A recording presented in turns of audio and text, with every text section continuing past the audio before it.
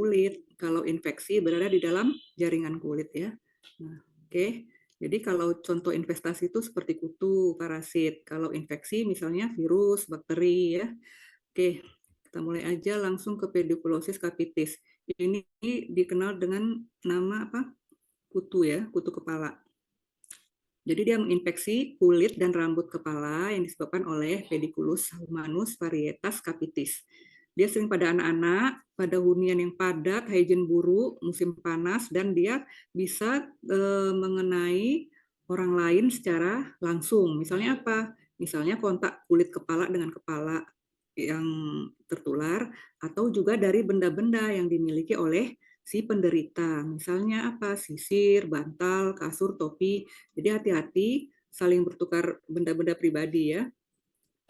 Berikutnya, ini etiologinya yang tadi ya, namanya penyebab pediculosis capitis itu adalah sejenis kutu yang dinamakan Pediculus humanus varietas capitis. Dia punya ciri fisik, punya 2 mata, 3 pasang kaki, terus dia sangat kecil ya, hampir hanya beberapa milimeter.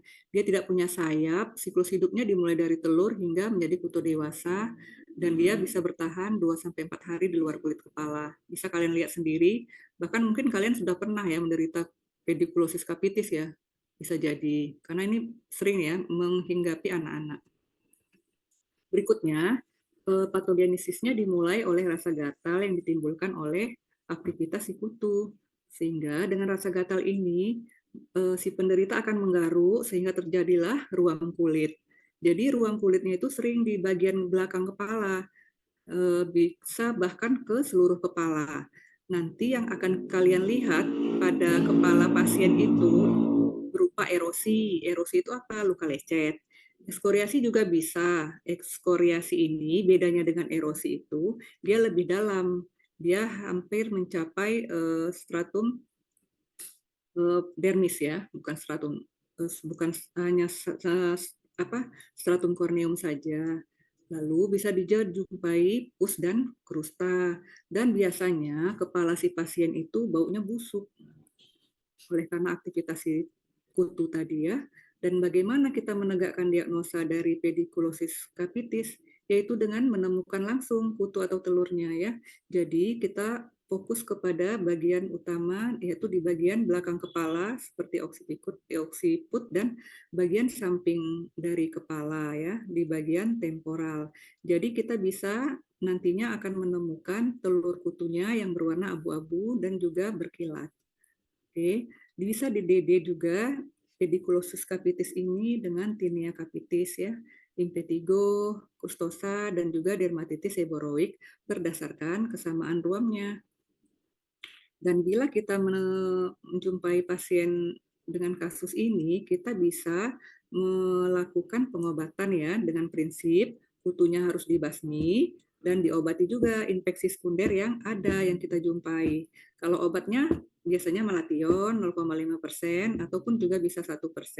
Kita berikan edukasi bahwa pemakaian malation ini harus malaman dan bisa kita ulang 1 minggu sekali.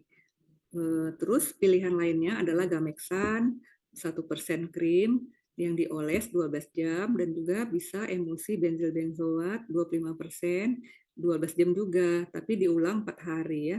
Kalau infeksinya berat, biasanya kita cukur rambutnya, baru kita kasih antibiotik, bisa sistemik maupun topikal ya, dan juga diikuti oleh anti kutu. Berikutnya, prognosisnya biasanya baik ya, apalagi bila hygiene-nya ditingkatkan. Nah, yang kedua adalah pediculosis pubis. Biasanya ini menyerang rambut di daerah kelamin atau di pubis ya, yaitu disebabkan oleh sejenis kutu juga yang bernama Pterus pubis. Biasanya pada dewasa merupakan penyakit infeksi menular seksual karena terjadi atau tertular melalui hubungan seksual. Pada anak-anak biasanya dijumpai di alis, tapi kalau pada dewasa biasanya di pubis, jenggot, bisa bahkan di kumis. Nah, pada anak-anak di alis dan bulu mata biasanya juga dijumpai juga di daerah tepi batas dari rambut kepalanya. Dan sama dengan yang tadi, transmisinya melalui kontak langsung. Ini gambaran kutunya ya. ukurannya lebih kecil daripada kutu kepala yang tadi. Terus manifestasinya biasa sama dengan yang tadi, sama-sama gatal pada pubis, tapi bisa juga menjalar ke abdomen, bahkan ke dada.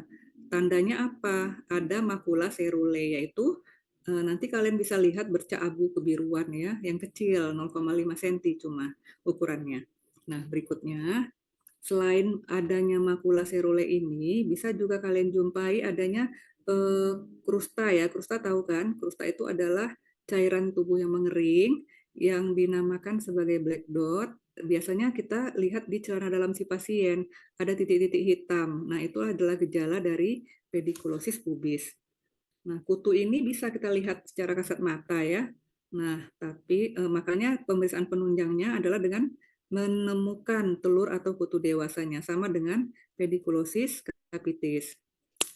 Diagnosis bandingnya adalah dermatitis seboroid yang merupakan suatu penyakit di daerah lebih sering di daerah yang banyak kelenjar sebasea, yaitu di kulit kepala. Dan bisa juga kita DD dengan dermatomikosis, yaitu penyakit akibat infeksi jamur ya. Nah, ini contoh dari krusta yang ada di bulu mata seorang anak ya. Nah, terapi dari pedikulosis pubis ini hampir sama ya dengan pedikulosis capitis, yaitu gameksan, benzil benzoat, dan kita edukasi agar si pasiennya mencukur rambut di daerah pubisnya dan pakaian dalamnya dicuci dengan air panas atau bisa disetrika, dan mitra seksualnya harus diperiksa dan diobati. Prognosisnya juga sangat baik ya. Oke, yang kedua adalah cutaneous larva migrans ya. Itu adalah nama lain dari creeping eruption, yaitu kalau kita lihat di kulit dia seperti penjalaran ya serpiginosa. Karena apa? Karena ada invasi cacing, invasi larva cacing, bukan cacing ya. Maaf. Jadi biasanya yang sering menginvasi itu adalah larva dari cacing tambang atau produknya yang bisa kita lihat di feses atau feses anjing ataupun kucing. Jadi hati-hati dengan feses anjing dan kucing ya, agar kita tidak tertular creeping eruption ini. Nah, secara epidemiologi CLM sering terjadi pada negara-negara tropis maupun subtropis, terjadi pada semua ras, usia, dan jenis kelamin. Ini ada etiologi dari CLM tersebut ya, yaitu larva cacing tambang, yaitu Ancylostoma brasiliensis dan Ancylostoma caninum. Berikutnya, nah bagaimana gejala klinis dari CLM ini? Nah, ini seperti yang kita lihat di gambar ini, dia seperti penjalaran ya tampak serpiginosa dia bentuknya. Itu akibat aktivitas dari larva di permukaan kulit. Jadi larva itu akan masuk ke kulit setelah kontak dengan feses anjing atau kucing yang mengandung larva cacing tambang, lalu timbullah rasa panas dan gatal, dan akan timbul kemudian ruam papul akibat reaksi hipersensitivitas dan akan membentuk lesi yang lurus ataupun berkelok. Biasanya lebarnya 2-3 mili, polisiklik, membentuk terowongan ya hingga 15-20 cm, lumayan panjang. Nah, gatalnya sering malam hari, mirip dengan skabies. Nah, jadi akibat aktivitas di luar rumah yang lebih sering baik pada anak-anak ya, maka prevalensinya pada anak-anak lebih tinggi. Nah, predileksi sering di kaki ya dan bokong karena sering kontak dengan tanah. Nah, ini adalah gambaran larvanya ya di penampang kulit dengan beberapa kali pembesaran, nampak larvanya di bagian dermis ini. Di lapisan dermis ya. Ini dengan pembesaran beberapa kali, tampak seperti ini. Oke, next. Lalu, bagaimana kita menegakkan diagnosis CLM ini? Nah, kita langsung melakukan pemeriksaan dermatologi secara langsung dengan menemukan gambaran khas. Seperti yang saya katakan tadi, yaitu ruam seperti benang yang lurus atau berkelok-kelok, menonjol dan terdapat papul ataupun vesikel di atasnya. Jadi, ruamnya sangat khas ya. Kalau kita sekali melihat, mungkin nggak akan lupa. Nah, berikutnya DD-nya adalah skabies karena gatalnya sering pada malam hari juga. Dermatofitosis juga bisa, insect bite, bahkan herpes zoster.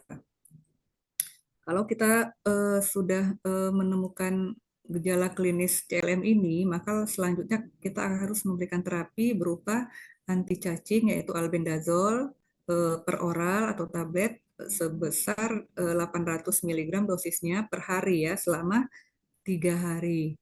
Kalau ada gangguan saluran cerna, biasanya kita berikan separuh dosis yang tadi yaitu 400 mg, tapi jumlah harinya ditambah selama 5 hari, lebih lama daripada yang 800 mg. Nah, alternatif lain adalah ivermectin maupun albendazol topikal, tapi jarang ya kita temukan di Indonesia. Oke, nah prognosisnya bagaimana? Prognosis CLM biasanya sembuh ya dengan pemakaian anti helminthes yang baik dan teratur. Berikutnya filariasis. Filariasis ini adalah penyakit yang disebabkan oleh investasi satu atau dua cacing jenis filaria, yaitu Wuchereria bancrofti dan Brugia malayi. Kalau kita lihat masa inkubasinya sangat lama, yaitu 1 tahun ya. Dan setelah kita terkena filariasis ini, biasanya bisa bertahan selama 5 tahun di kulit manusia. Nah, ini tadi dia etiologinya ya. Nah, di sini filariasis ini hospes perantaranya adalah sejenis nyamuk, namun hospes definitifnya bisa manusia, bisa kera dan anjing. Insidennya biasanya terjadi antara umur 20 sampai 30 tahun. Ini berhubungan dengan aktivitas di luar ruangan ya. Dan laki-laki ternyata lebih sering terjangkit daripada wanita. Dan di Indonesia biasanya jumlah kasusnya cukup tinggi ya. Yang terakhir ternyata daerah Papua, NTT, Jawa Barat, dan Aceh menjadi daerah yang memiliki kasus filariasis yang masih tinggi. Nah, ini adalah periode mikrofilaria. Ada dua ya, ada bentuk periodik, ada juga subperiodik. Yang nantinya ini berhubungan dengan pemeriksaan penunjang yang akan dilakukan. Gejala klinisnya biasanya bisa tanpa gejala maupun ada gejala atau simptomatis ya. Kalau yang tidak ada gejala akan ditemukan pembesaran kelenjar lim di mana pada pemeriksaan darah akan dijumpai mikrofilaria yang tinggi dan juga eosinofilia. Kalau yang ada gejala biasanya timbul demam, sakit kepala, muntah, bisa juga yang kronik menimbulkan hidrokel, piluria, limfedem, dan elefantiasis. Yang paling sering adalah elefantiasis atau penyakit kaki gajah. Nah, ini adalah siklusnya ya.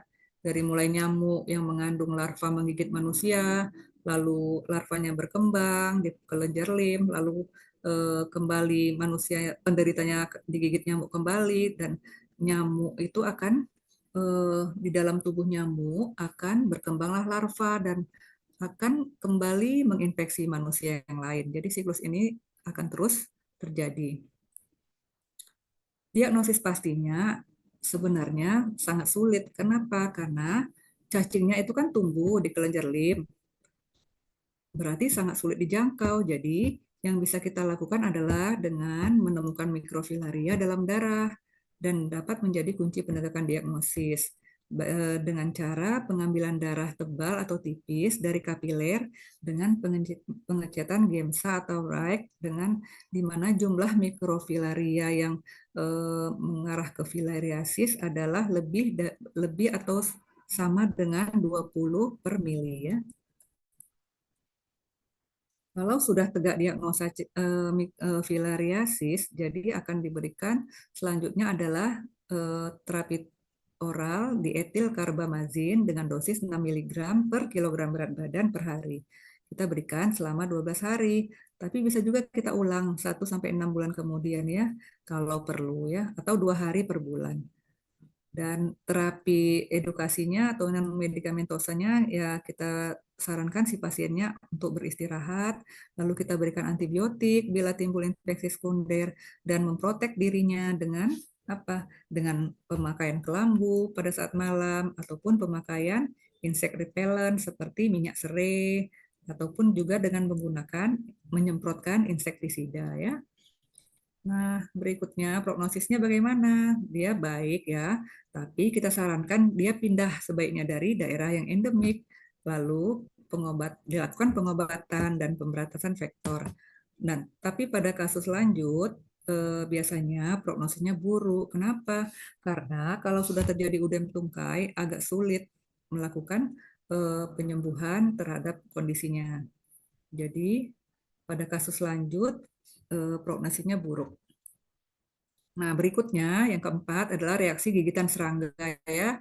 Jadi, reaksi gigitan serangga ini adalah merupakan reaksi bersensitivitas terhadap gigitan atau sengatan serangga. Banyak penyebabnya ya, bisa nyamuk, kutu, agas, ulat, ngengat, macam-macam. Nah, ini adalah reaksi bersensitivitas terjadi melalui beberapa cara, bisa kontak langsung, sengatan, gigitan, maupun karena penyakit seperti skabies, pediculosis. Jadi banyak ya caranya. Nah, bagaimana klinisnya? Jadi, sering dijumpai pada usia 2-10 tahun. Pada individu yang normal, biasanya hanya bekas eritem atau purpura. Biasanya dia akan hilang beberapa hari. Namun, pada individu yang hipersensitif, akan menimbulkan reaksi alergi. Berupa apa? Urtikaria, vesikel, papul, dan puncak berupa punktum hemoragik beberapa hari di puncak ruamnya ya.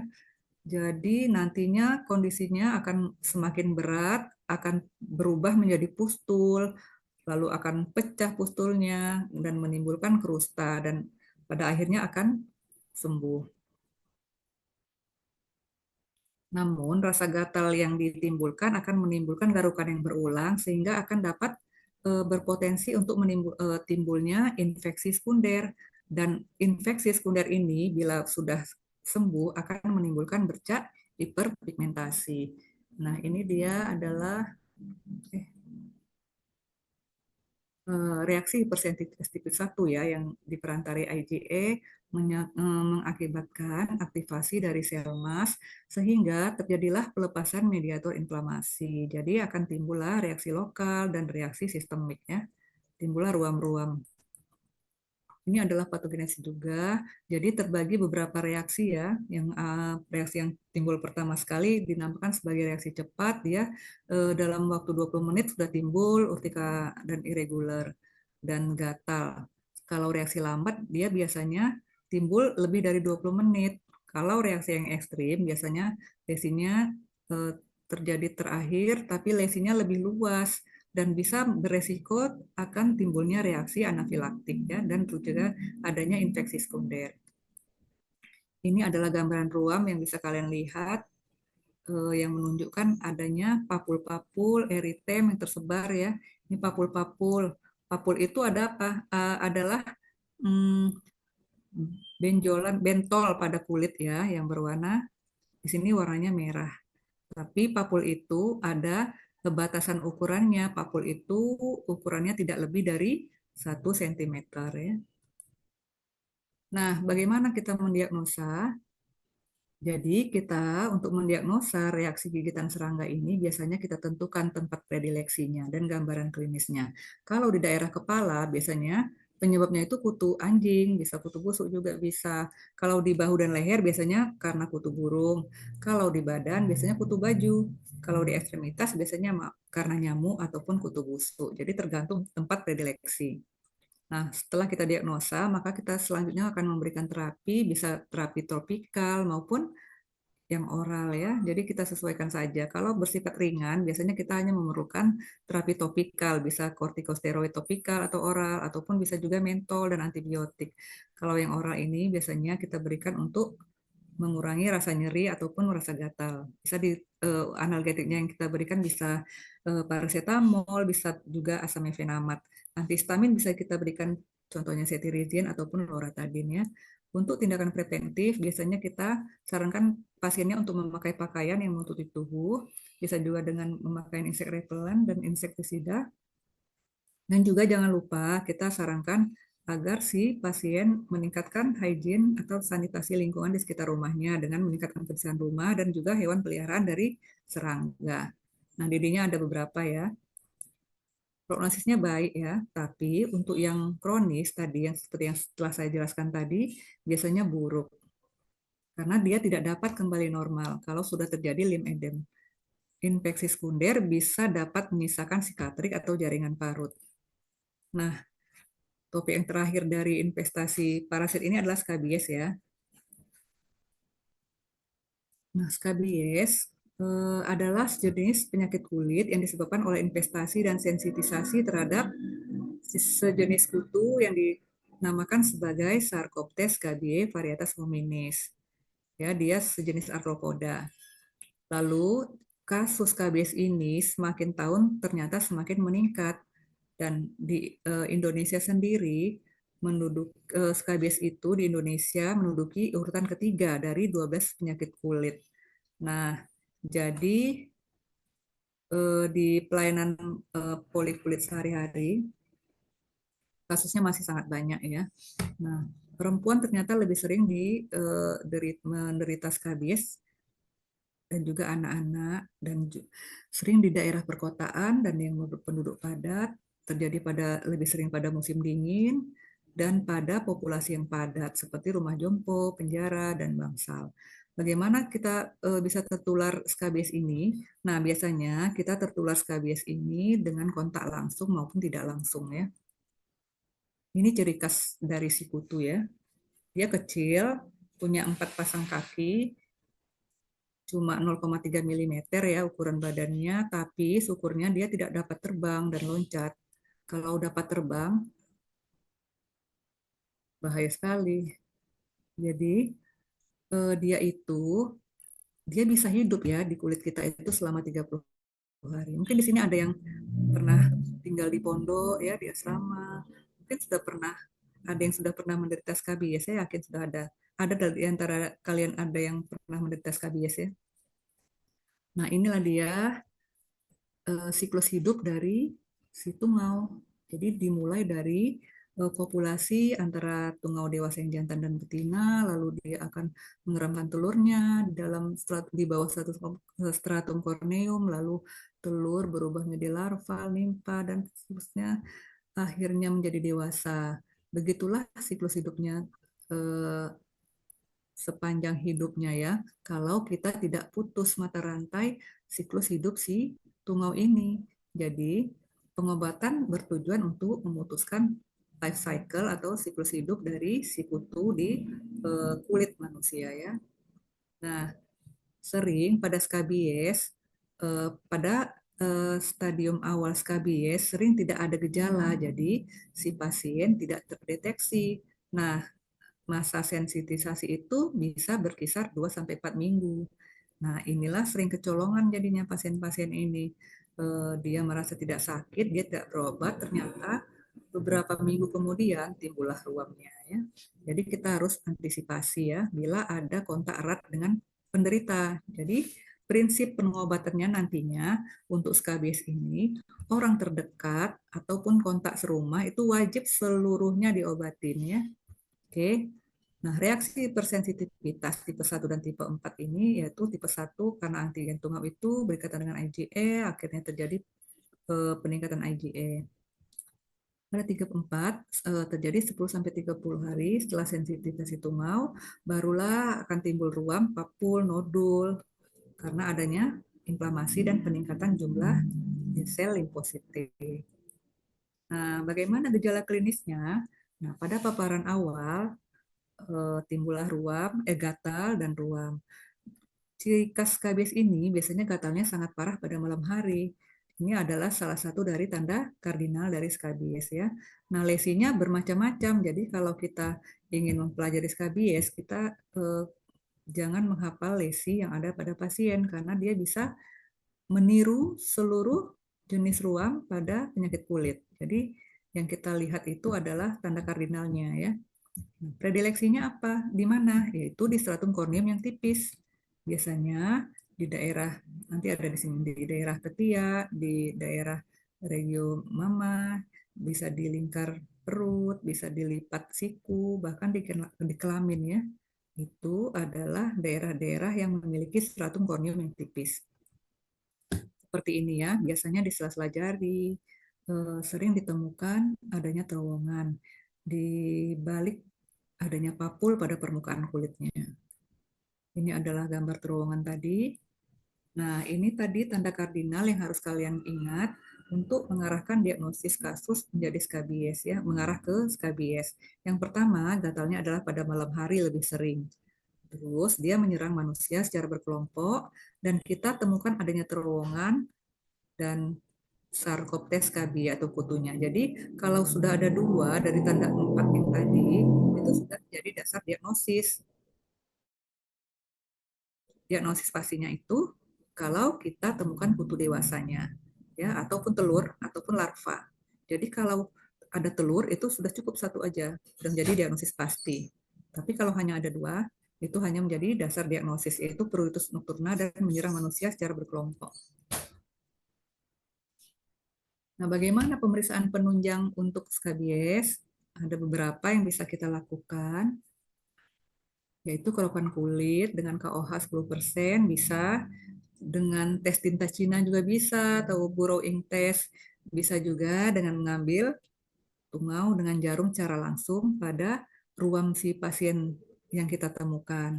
Bisa juga dengan melakukan uji terasiklin ataupun dengan biopsi dan juga PCR ya. Jadi tinggal memilih saja sesuai ketersediaan alat yang ada ya.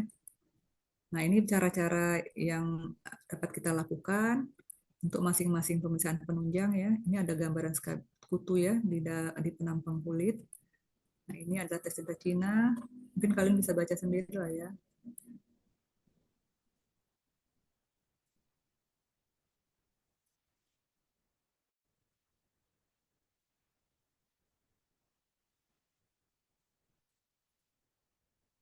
Ini baru 111 saya lihat ini pas partisipannya.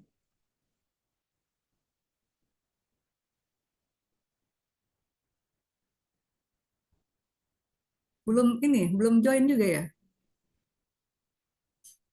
Mungkin yang belum join itu yang mengulang dokter, yang statusnya itu Berapa perbaikan. orang? Berapa Mungkin ada orang sekitar mengulang? 16 orang atau 15 orang dokter kemarin dikasih tahu Kak Laila. Begitu.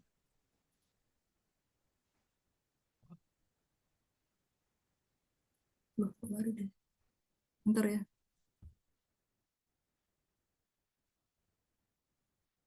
Keluar lagi saya nih. Yang angkatan kalian sudah ada semua?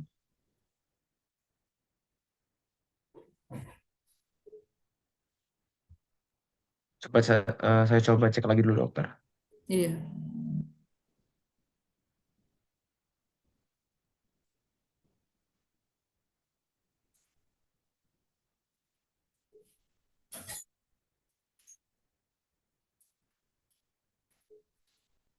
Kesini.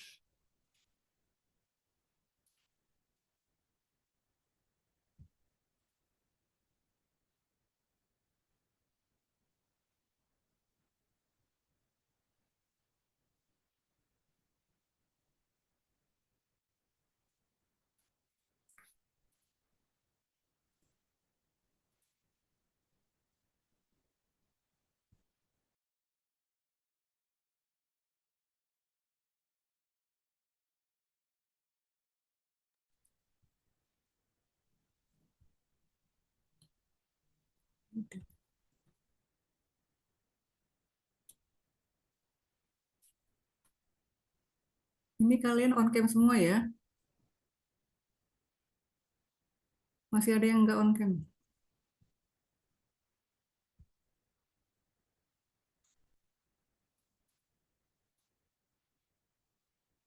Partisipan.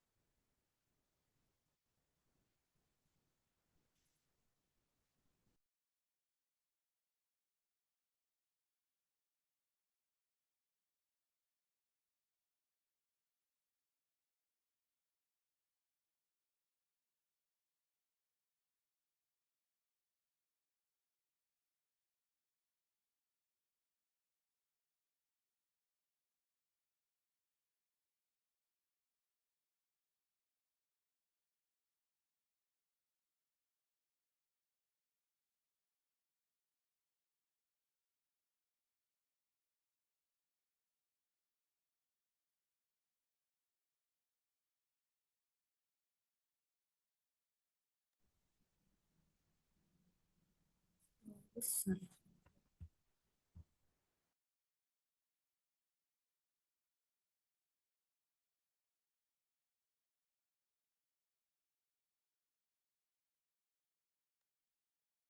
Kalau dari angkatan 24-nya itu yang nggak hadir ada 10 orang dokter. Ya, kayaknya. Berapa? 10 orang. 10 orang. 2000? Angkatan Ah, angkatan 2024. 24. Kenapa bisa nggak hadir? Nanti absen ya. Baik dokter. Oke, kita lanjut ya.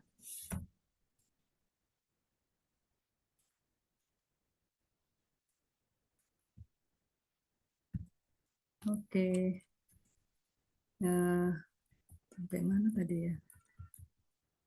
Oh, ini ya. Jadi ini adalah beberapa periksaan penunjang yang bisa kita lakukan ya. Cara-caranya kalian baca aja lah ya. Nah, ini DD-nya, dia tadi saya katakan sebagai peniru ulung ya. Jadi jangan hafal bentuk ruamnya. Tapi hafal, bukan dihafal, tapi ketahui tanda kardinal yang ada. Apa itu? Oke, ini DD-nya yang paling sering adalah dermatitis atopi, gigitan serangga, dermatitis kontak, dan lain-lainnya.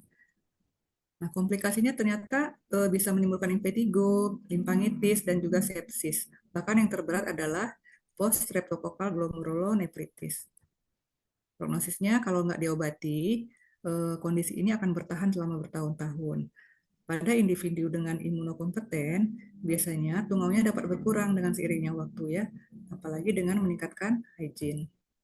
Nah, terapinya biasanya kita punya beberapa pilihan terapi ya, sesuai efektivitasnya, tapi kita harus perhatikan juga faktor yang dapat mempengaruhi pengobatan, yaitu usia pasien, biaya pengobatan, tingkat keparahan, dan kegagalan pengobatan sebelumnya. Nah, ini adalah beberapa syarat obat ideal yang harus kita perhatikan. Nah, ini adalah peselannya. Peselannya adalah apa? Permetrin 5% krim ya. Ini yang sering kita gunakan di praktek sehari-hari. Bagaimana caranya?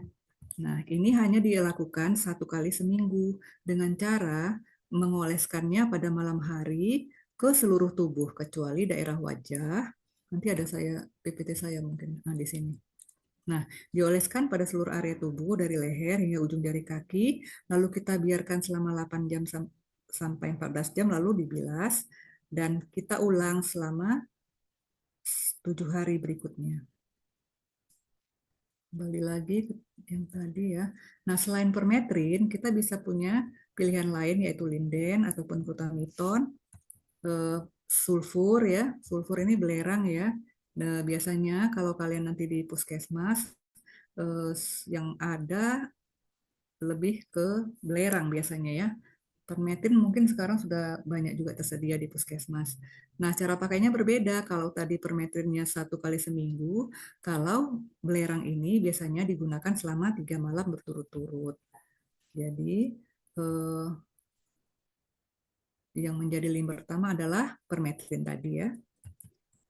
Berikutnya, cara kerjanya itu, permetrin ini, dia itu mengganggu polarisasi dinding sel melalui ikatan dengan natrium.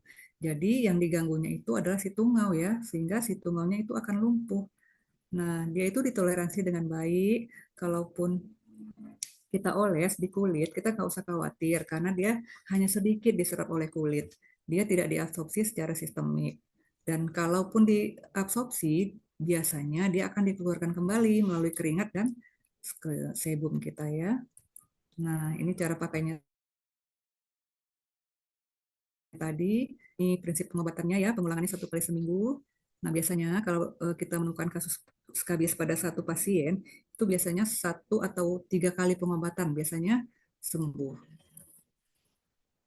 Nah, yang perlu kita ingat kembali, kita jangan hanya memberikan terapi anti tungau saja, tapi kita harus memberikan pengobatan terhadap simptom yang diderita pasien.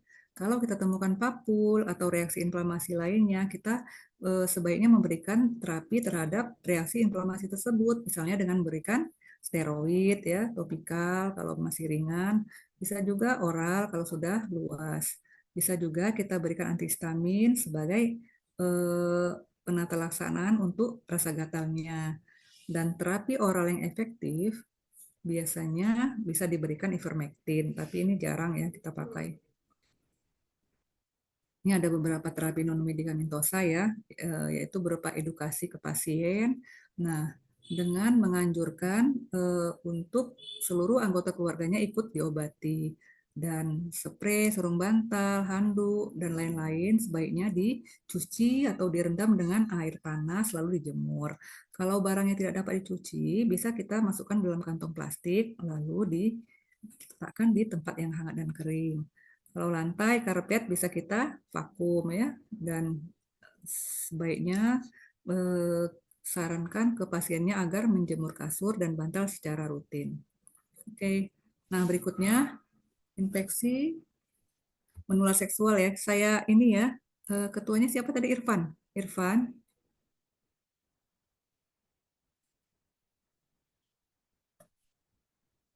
mana si Irfan tadi?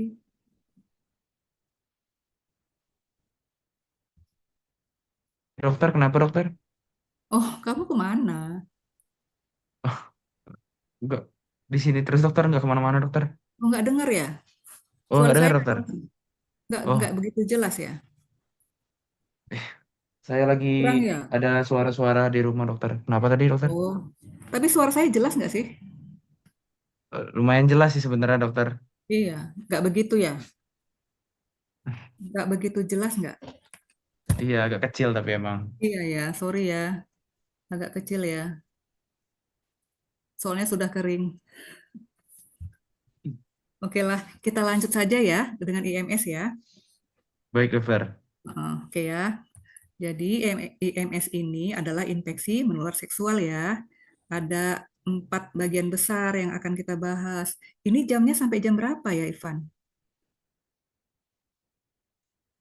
Hmm. Dia itu biasanya per Heeh. SKS-nya itu Iya. dari 30 menit dokter. Harusnya 1 jam setengah sih dokter. Oh gitu. Mm-mm. Ini kita Berarti timpa aja ya. Nggak apa-apa ya kita iya, gabung ya. nggak apa Bagaimana? dokter. Harusnya sih sampai jam 3 sih dokter. Oh, jam 3. Oh, berarti ada 30 menit lagi ya. Iya.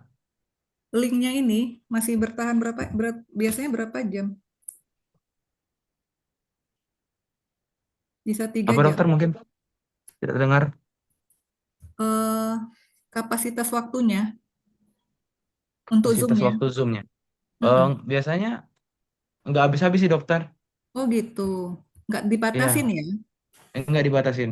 Oke, sip lah. Kita Ya lanjut baik aja ya. dokter. Ya lanjut dokter. Uh-uh. Jadi ini masuk ke bagian infeksi menular seksual ya. Eh, suara saya memang kecil sih. Nggak apa-apa ya. Kalian harus dengerin ya. Jadi yang pertama adalah uretritis, gonore, dan non-gonore. Berikutnya bakterial vaginosis, vaginitis, dan herpes genital. Kita mulai aja langsung ya. Uretritis, gonore, atau gonore. Jadi penyebabnya ini adalah Neisseria gonore. Kalau mungkin kalian pernah dengar kencing nanah ya. Kencing nanah itu adalah nama lain dari gonore. Jadi penyebabnya adalah Neisseria gonore yang berupa Diplococcus gram negatif ya kalau dilihat dari pemeriksaan mikroskop. Jadi dia mengenai daerah mukosa, epitelial koboid, ataupun lapis gepeng yang belum berkembang.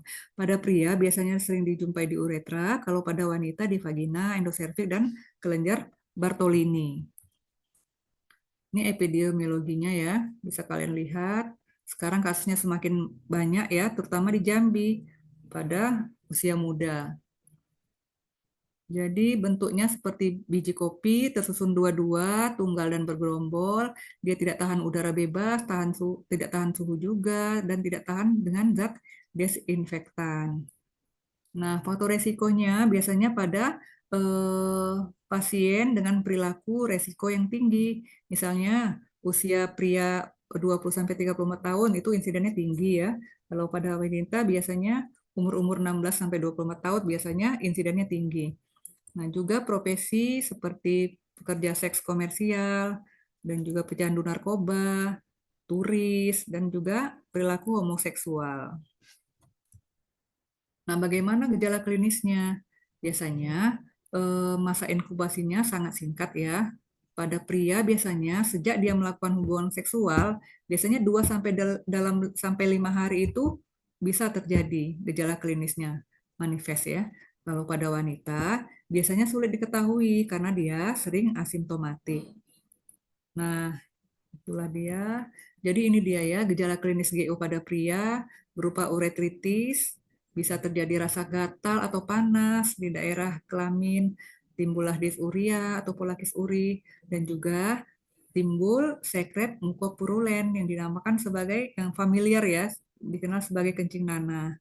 Tapi bisa juga selain nanah, kita jumpai juga darah ya. Nah, di OUE-nya atau orificium ureter externanya bisa tampak warna merah ataupun bengkak atau udem ya, dan juga ektropion. Tapi kalau pada wanita sering dia tanpa gejala. Jadi sering terjadi di daerah serviks uteri dan ada keluhan lain berupa nyeri biasanya di panggul bawah si pasien atau penderita. Nah, bisa juga dijumpai duh tubuh tapi dia mukopurulen ya. Eh, Darah juga ada kadang-kadang. Dan pada pemeriksaan kolposkopi dijumpai porsio yang udem, ektropion, sekretnya mukopurulen bisa menimbulkan komplikasi berupa parauretritis, cervicitis, batulinitis, maupun salpingitis. Nah, di daerah anorektal bisa juga terjadi infeksi ya, yaitu berupa gejala gatal atau pruritus ani, nyeri saat BAB maupun tenesmus. Dijumpai juga adanya fisura pada anus dan feses dan sering ditemukan darah maupun nanah. Pada pemeriksaan proktoskopi, dijumpai eksudat yang mukopurulen, dinding rektumnya merah dan udem, dan juga mudah berdarah. Oke, ini adalah patofisiologi dari bakteri Neisseria gonorrhoeae ini yang menginvasi mukosa dari Poxa naviculare sehingga terjadi reaksi inflamasi dan akhirnya akan berlanjut menjadi inflamasi yang kronik dan terjadilah komplikasi. Nah, bagaimana kita mendiagnosis gonore? Yang pertama dari anamnesis yang kita dapatkan dari pasien. Sudah jelas, pasti sudah pernah melakukan hubungan seksual ya. Kalau tidak pernah melakukan hubungan seksual, nggak mungkin dia kena gonore ya. Jadi, kita harus temukan dulu kata kuncinya. Lalu selanjutnya kita lakukan pemeriksaan klinis dan disertai dengan pemeriksaan penunjang. Nah, pemeriksaan penunjang yang bisa kita lakukan adalah pewarnaan gram, kultur juga bisa, tes identifikasi presumptif dan definitif, tes beta laktamase maupun tes Thomson. Nah, DD-nya ini ya. Nah, bagaimana terapinya?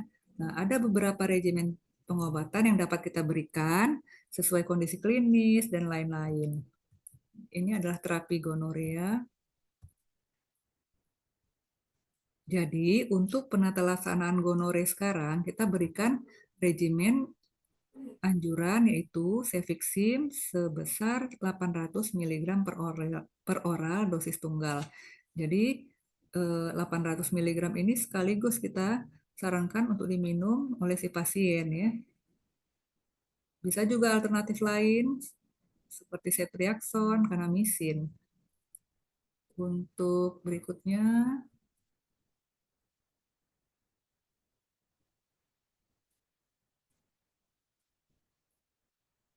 nah, kalau kasusnya terjadi pada ibu hamil, yang menjadi terapi pilihan kita adalah ceftriaxone 250 mg IM ataupun dosis tunggal ya. Bisa juga spektinomisin maupun amoxicillin. Kalau untuk yang disseminated gonococcal infection bisa juga kita berikan beberapa alternatif seperti ceftriaxone, cefotaxime maupun ciprofloxacin.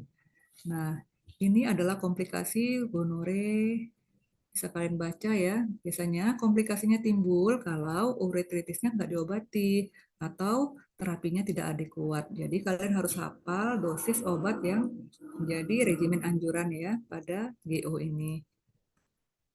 Komplikasinya seperti ini ya pada yang non-genital.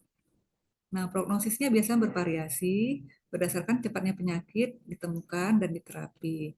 Dan prognosisnya akan baik bila terapinya cepat diberikan dan pengobatannya tuntas. Nah, berikutnya uretritis non gonore. Jadi berbeda dengan yang tadi. yang sebelumnya kita bahas uretritis gonore yang penyebabnya adalah Neisseria gonore. Kalau uretritis non gonore, penyebabnya sudah pasti bukan Neisseria gonore, tapi salah satu di antara yang tiga ini, yaitu bisa Chlamydia trachomatis, bisa Oreoplasma erythraticum, bisa juga Mycoplasma hominis ya. Tapi yang paling sering adalah Chlamydia trachomatis. Gejala klinisnya bisa kita lihat di sini, biasanya kencing nanahnya itu tidak seberat gonore ya. Tubuhnya juga seropurulen, lebih encer. Biasanya disurianya juga ringan. Dan pada wanita juga sering asimptomatik. Tubuhnya juga kekuningan, tapi tidak seberat yang gonore. Untuk pemeriksaan uretritis non gonore ini, kita bisa lakukan pemeriksaan pewarnaan gram. Ya, jadi syaratnya apa? Jadi syaratnya harus tidak ditemukan di Diplococcus gram negatif dan Blastospora, Pseudohypa dan Trichomonas juga tidak ditemukan. Nah, pada pemeriksaan pewarnaan gram, leukositnya biasanya harus lebih besar dari 5 per lapangan pandang untuk tubuh uretra. Kalau untuk cervix biasanya leukositnya lebih dari 30 ya per lapangan pandang. Nah, ini terapinya ya. Biasa kita gunakan doxycycline 2 kali 100 miligram sehari selama 7 hari. Dan ada beberapa alternatif lain ya, seperti azitromisin, tetracycline, dan juga erythromycin. Untuk partner seksual, biasanya harus diberikan terapi juga. Untuk pasien, biasanya kita sarankan untuk abstinensia ataupun juga disarankan memakai kondom. Dan si pasien harus disuruh kontrol di hari yang ketujuh, lalu kita lakukan konseling seputar IMS dan juga screening untuk IMS yang lain. Karena biasanya selain uretritis non gonore, biasanya ada juga penyakit-penyakit penyertanya. Bisa jadi ada sifilis, HIV, dan lain-lain yang harus kita lakukan screening. Nah, kalau kita tidak terapi, biasanya biasanya sih prognosisnya tergantung perkembangannya ya. Maksudnya tanpa terapi terkadang lambat laun bisa berkurang dia atau sembuh sendiri, tapi tidak pada semua pasien ya. Tergantung daya tahan tubuhnya juga dan biasanya bisa terjadi rekurensi setelah terapi. Itu pun rendah ya 10%. Jadi prinsipnya tetaplah dilakukan pengobatan untuk uretritis non gonore ini. Itulah tadi uretritis, gonore, dan non-gonore. Nah, berikutnya kita masuk ke bakterial vaginosis. Nah, judul kedua pada bab IMS ya. Nah, apa yang dimaksud dengan bakterial vaginosis? Nah, jadi bakterial vaginosis itu adalah suatu kondisi di mana spesies Lactobacillus yang normal diganti dengan bakteri anaerob ya. Jadi populasinya menurun ditambah dengan menurunnya tingkat hidrogen peroksida dan asam organik yang biasanya ada di dalam vagina. Jadi hal ini dapat menimbulkan kondisi yang dinamakan sebagai vaginitis. Nah, ini adalah beberapa etiologi dari bakterial vaginosis yang bisa kita lihat. Ada Gardnerella vaginalis, Mycoplasma hominis, Mobilingus, dan vaginitis aerob. Ini adalah patogenesisnya ya. Bisa kita lihat di mana sebenarnya ya vagina itu dia memiliki mekanisme pertahanan dari patogen internal dan eksternal. Ada mekanisme pertahanan satu, ada juga mekanisme pertahanan dua. Seperti ini. Kalau mekanisme pertahanan satu yang berperan biasanya dominan adalah Lactobacillus.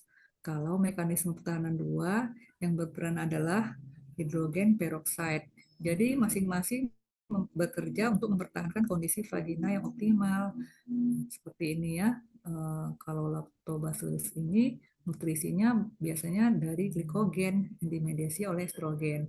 Kalau H2O2 ini biasanya pada kondisi dengan gangguan fisik dan kimia dari luar, dia akan menyebabkan kerusakan dari pertahanan vagina. Jadi jumlahnya akan tertekan dari Lactobacillus sehingga kondisi asam tidak dapat dipertahankan sehingga tumbuhlah bakteri patogen, timbullah bau dan timbullah keputihan dan rasa nyeri pada daerah vagina. Itulah yang mendasari kondisi vaginitis ya. Nah, bagaimana gejala BV? Biasanya dia sering tidak ada gejala, 50% ya. Kalaupun ada gejala, biasanya ada keputihan yang berwarna abu-abu, homogen, melekat pada dinding vagina, di mana pH vagina akan berubah menjadi 4,5 sampai 5,5. Dan pada BV ini, yang menjadi ciri khasnya adalah bau vagina ya, yang kita ketahui dengan meneteskan KOH 10% pada keputihannya, lalu akan terciumlah bau amis yang dinamakan sebagai tes amin ya. Nah, ini ada beberapa diagnosis kriteria AMSEL yang bisa kita jadikan pegangan untuk menegakkan diagnosis BV. Jadi, 3 dari faktor berikut kita gunakan untuk mengarahkan diagnosis ke arah BV, yaitu yang pertama, adanya cairan vagina yang homogen, putih keabuan, melekat pada dinding vagina. Yang kedua, pH vaginanya lebih dari 4,5 dan pada Wipf test dijumpai bau amis dan ditemukan klusel, yaitu sel epitel vagina yang dikelilingi atau dilekati pada tepinya dengan bakteri. Kalau kita lihat dengan mikroskop ya. Jadi 3 dari 4 ini bisa menegakkan diagnosis ke arah BV. Ini adalah klusel ya yang bisa kita jadikan diagnosa ke arah BV. Klusel itu adalah sebenarnya epitel vagina ya, oleh karena banyaknya bakteri-bakteri Coccobacillus, dia akan menutupi sel epitel vagina sehingga samar kelihatannya. Itulah yang dinamakan dengan klusel. Nah, bagaimana terapinya? Terapinya bisa kita lakukan pemilihan di antara dua ini ya, ada metronidazole yang 2 kali 500 per oral, bisa juga yang 1 kali 2 gram, tergantung kondisi ya. Alternatif lain bisa clindamycin, tinidazole maupun tinidazole yang 1 kali 2 gram, bisa juga yang 1 kali 1 gram. Tergantung lama pemakaiannya ya, bisa 2 hari, bisa 5 hari. Oke. Nah, ternyata BV ini bisa mengalami komplikasi juga bila terapinya tidak adekuat. Bisa terjadi radang panggul ya, dan juga kelahiran prematur pada ibu hamil ataupun ketuban pecah dini dan endometritis postpartum. Bisa juga terjadi infeksi pada traktus urinarius dan juga peningkatan infeksi pada traktus genitalia ya. Oke, tadi BV. Yang ketiga ya, kita lanjut aja ya. Yang ketiga adalah infeksi jamur pada kelamin yang disebut sebagai Candidiasis vulvovaginalis.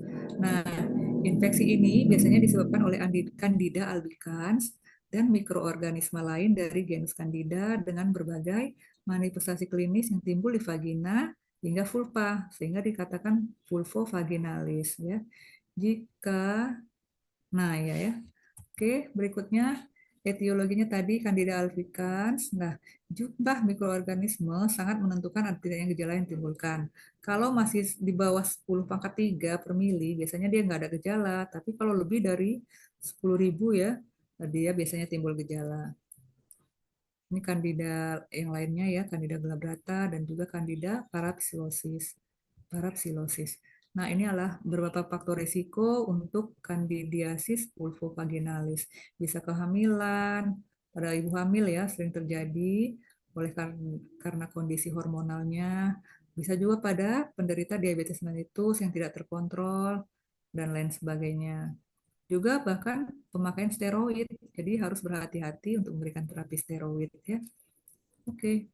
Nah, ini adalah patofisiologi dari kandidiasis tadi, dimulai dari adanya adesi oleh si jamur Candida albicans ya pada inangnya, lalu dia mensekresikan enzim, menginvasi, mengalami perubahan bentuk ke filamen, berikutnya membentuk lapisan biofilm sebagai salah satu cara dia untuk mempertahankan diri ya dari obat-obatan topikal yang kita berikan. Jadi dia pintar sekali.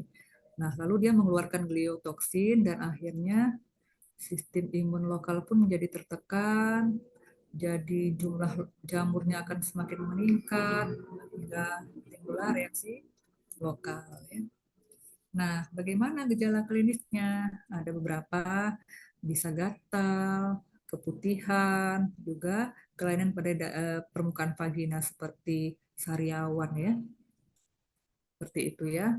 Pada daerah eh, vagina bisa terjadi udem, pada labia dan vulva, rasa terbakar dan nyeri, dispareunia ya.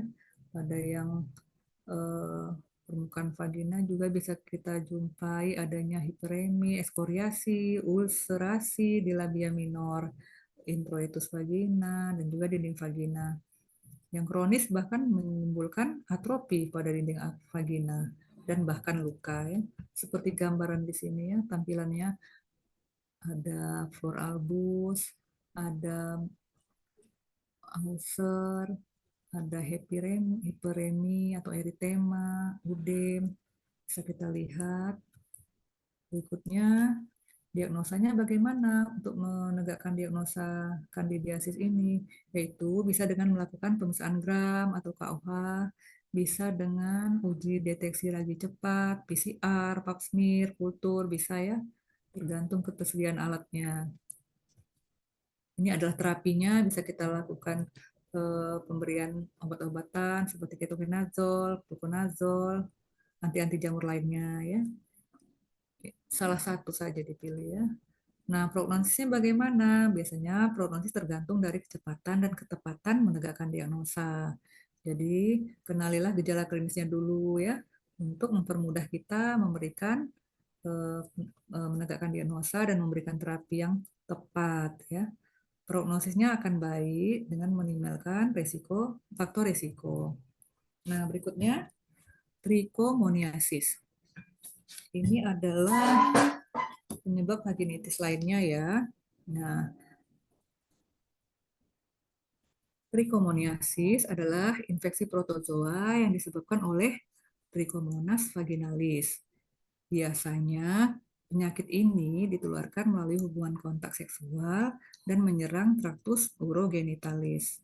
Seperti ini ya, ini bentuk dari Trichomonas vaginalisnya. Dia memiliki flagel.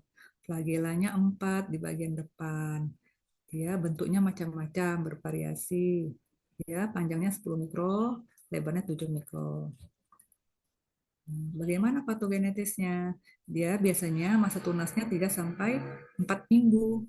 Dia suka suasana anaerob dan dia menimbulkan peradangan dengan cara mencapai jaringan epitel dan subepitel pada vagina ya. Dia menimbulkan kerusakan di dinding vagina, uretra maupun kelenjar prostat. Nah, biasanya dia bisa asimptomatis hingga 50% kondisi. Nah, kalaupun yang simptomatis, biasanya akan timbul rasa gatal atau rasa panas pada vagina, rasa sakit, dan perdarahan waktu berhubungan seksual. Kalau kita lihat, sikat vaginanya biasanya kuning ya, seropurulen. Kuning kehijauan malah. Baunya juga tidak enak, seperti ada busanya dan juga sifatnya encer. Kalau dilihat pada pemeriksaan di serviksnya, biasanya tampak dinding vaginanya kemerahan, sembab, yang dinamakan sebagai strawberry cervix. Betul. Nah, kalau kita ingin melakukan pemeriksaan penunjang, biasanya kita lakukan pemeriksaan sedian basah, yaitu pengambilan sekret vagina di fornix posterior. Pada pria biasanya bisa kita lakukan pengumpulan sedimen urin sewaktu ya. Juga dilakukan kultur. Ini tampilannya ya, tampilan Trichomonas vaginalisnya.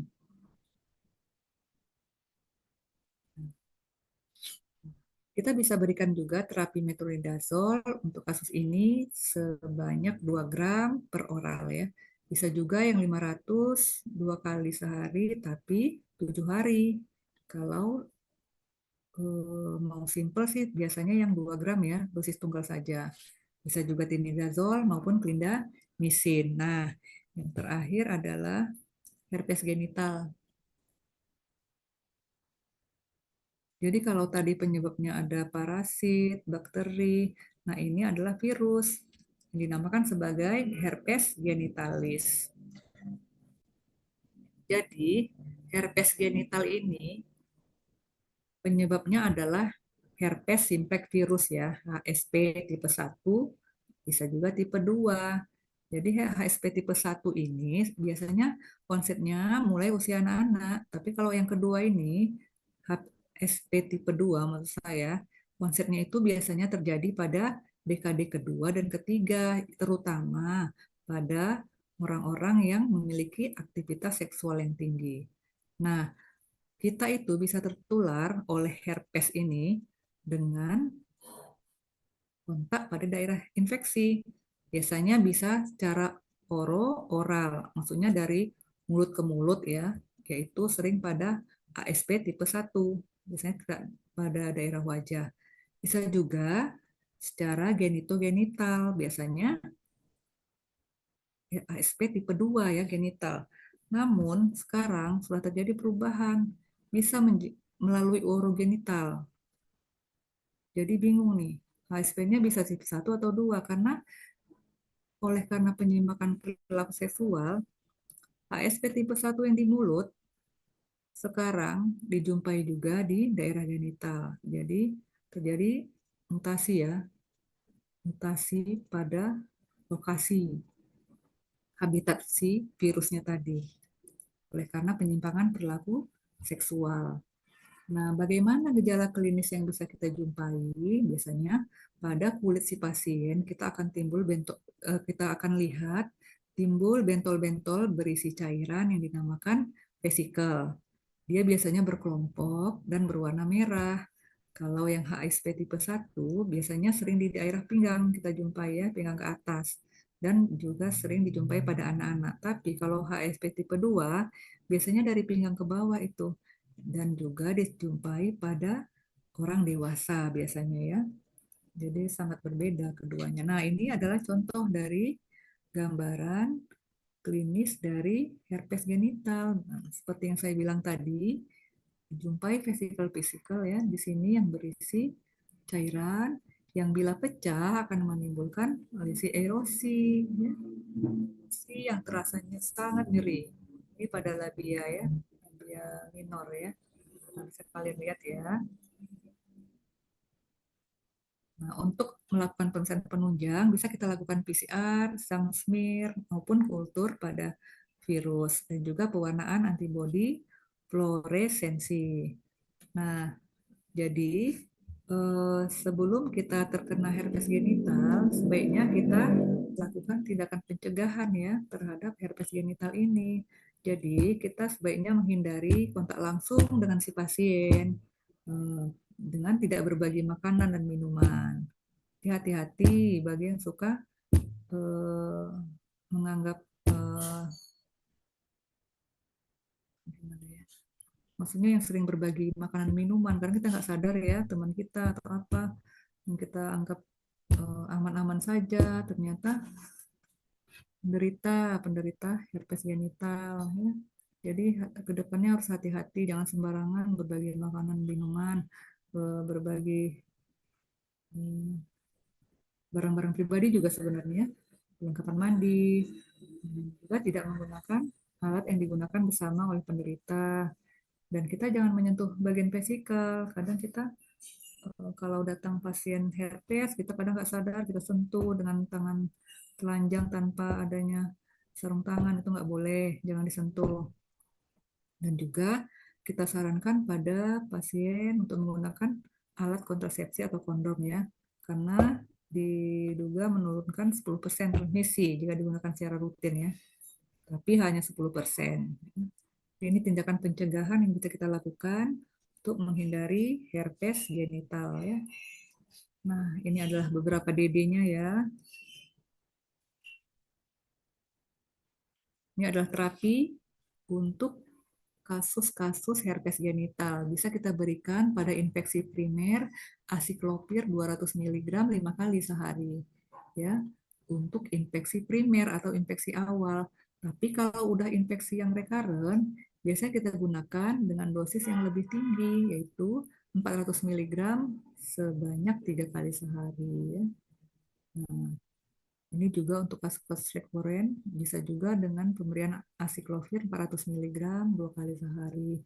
Bisa juga untuk anak-anak, ya. Biasanya kita lakukan pemberian obatnya ini selama 7 sampai 10 hari ya. Ini bisa kalian jadikan acuan ya, tabel ini.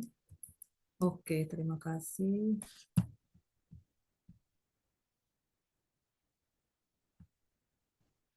Bagaimana? Apakah kalian ada pertanyaan? Ketua, Iya dokter. ada ada pertanyaan? Kalau ada Oh, pertanyaan, chat. Kalau nggak ada, kita eh, akhiri. belum ada pertanyaan sih dokter. Kalau teman-teman ada yang ingin bertanya nggak? Kita, Irfan, besok juga ya, saya tuntaskan ya, insya Allah ya. Baik dokter, baik dokter. Nanti akan saya Kan kabarkan tinggal ke Kak dua. Laila. Iya ya, kan tinggal dua ya, daripada mudah-mudahan bisa juga seperti hari ini ya, sekali dua ya, yang status dermatologi dan yang trauma luka bakar ya. Iya dokter. Setuju kan? Nanti PPT-nya sama sih dengan yang kemarin tahun lalu. Mungkin kalian sudah punya ya. Baik, sepertinya belum dokter. Yang ini punya saya Oh ini. yang ini ya, yang ini Maaf, sudah. sudah kan? Oh, jadi nggak perlu saya share ya. Tapi Tapi yang kalau penyakit kenapa? untuk yang IMS-nya berbeda dokter sama yang kami punya dari ref tahun lalu. Oh gitu ya. Bolehlah kamu nanti itu WA saya aja ya. Baik Saya dokter. kirim. Nah, iyalah. Ya udah kalau nggak ada pertanyaan kita akhiri ya. Ini 113 nih, kurang satu. Tadi 114. Siapa yang mundur? Iya tadi ada yang udah Hah? masuk, kayaknya dia keluar dokter. Kenapa dia keluar? Siapa itu?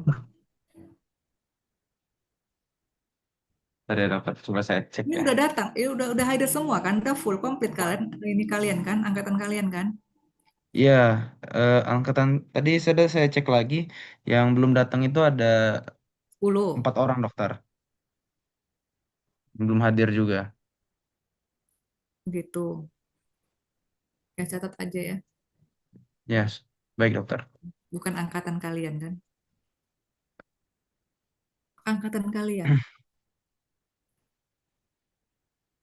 2024. Iya, 2024 itu ada 4 orang yang tidak hadir. Oh itu, iyalah. Oke, baiklah. Memang nggak ada pertanyaan ya. Ya udah belajar aja lah kalian ya. Iya dokter, siap dokter.